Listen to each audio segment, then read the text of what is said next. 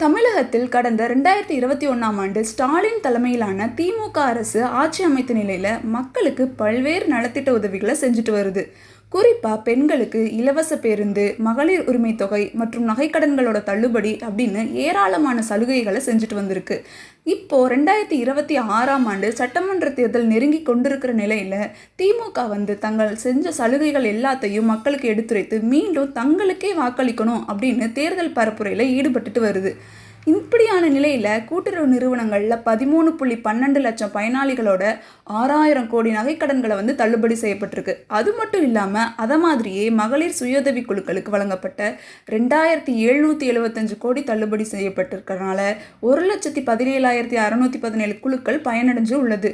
இந்த மாதிரி நகைக்கடன் தள்ளுபடி திமுக அரசு எதுவுமே பண்ணலை அப்படின்னு கடந்த மாதத்தில் இபிஎஸ் குற்றம் சாட்டியிருந்த நிலையில் தற்போது இது எல்லாமே அதற்கான விளக்கமாக அளிக்கப்பட்டுட்டு வருது.